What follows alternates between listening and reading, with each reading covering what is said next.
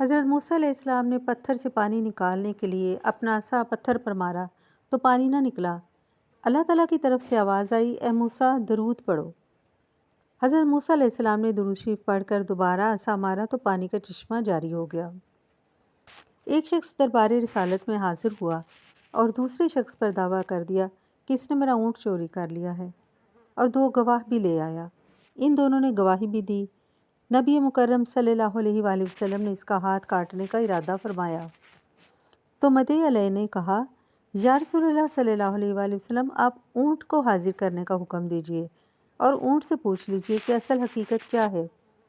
میں اللہ تعالیٰ کی رحمت سے امید کرتا ہوں کہ وہ اونٹ کو بولنے کی قوت عطا فرمائے گا۔ چنانچہ نبی کریم صلی اللہ علیہ وآلہ وسلم نے اونٹ کو حاضر کرنے کا حکم فرمایا۔ اونٹ آیا۔ حضور صلی اللہ علیہ وآلہ وسلم نے فرمایا، اے اونٹ، میں کون ہوں اور یہ کیا ماجرا ہے؟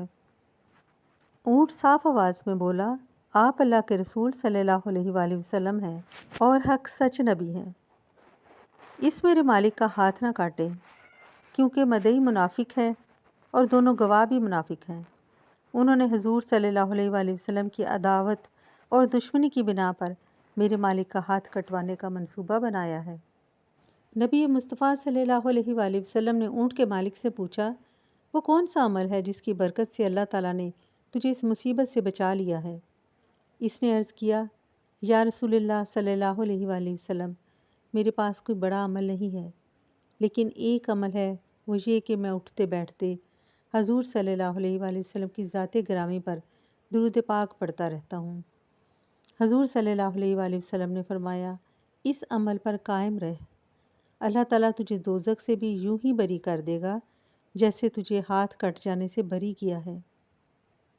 اور نبی کریم صلی اللہ علیہ وآلہ وسلم کا ارشاد گرامی ہے، محبت والوں کا درود و سلام میں خود سنتا ہوں اور دوسرے لوگوں کا درود و سلام میرے دربار میں پیش کیا جاتا ہے، اور لوگوں تم میرے سامنے اپنی ولدیت کے نام کے ساتھ پیش کیے جاتے ہو، لہٰذا تم کو چاہیے کہ اپنے آپ کو درود و سلام سے آراستہ کرو۔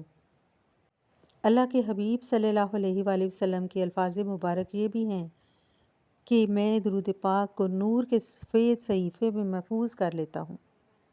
ان مبارک احادیث سے پتہ چلتا ہے کہ درود و سلام دربار نبی میں پہنچتا ہے اور اس شخص کے نامہ اعمال میں ہر درود کے بدلے 10 نیکیاں لکھی جاتی ہیں۔ اور یہ بھی پتہ چلتا ہے کہ درود و سلام نہ صرف دربار نبوت میں پہنچتا ہے، بلکہ اسے درود خواں کے نام، اس کے چہرے، اس کے والد کے نام کے ساتھ پیش کیا جاتا ہے۔ اسی لیے اچھے طریقے سے درود پاک پڑھنے کی تاکید فرمائی گئی ہے۔ حضرت خواجہ قطب الدین بختیار کاکی ہر روز سونے سے پہلے 3000 بار درود و سلام پڑھتے تھے۔ جب شادی کی تو وظیفہ میں ناغہ ہو گیا۔ تیسری ہی شب ایک شخص رئیس نامی نے خواب میں جناب سرکار صلی اللہ علیہ وآلہ وسلم کو دیکھا کہ حضور صلی اللہ علیہ وآلہ وسلم فرماتے ہیں، قطب الدین کو کیا ہو گیا ہے کہ وہ ہر شب درود و سلام کا جو تحفہ مجھے بھیجتا تھا اب 3 روز سے نہیں پہنچا۔ وہ شخص علل صبح حضرت خواجہ کی خدمت میں حاضر ہوا اور خواب کے بارے میں بتایا۔ حضرت اسی وقت الگ ہو گئے اور یاد حق میں لگ گئے۔ آپ نے درود و سلام کے ورد میں پھر کبھی ناغہ نہیں کیا۔ ایک مرتبہ درود پاک پڑھ لیجئے، اللہم صلی علی محمد وعلی آلہ وسلم۔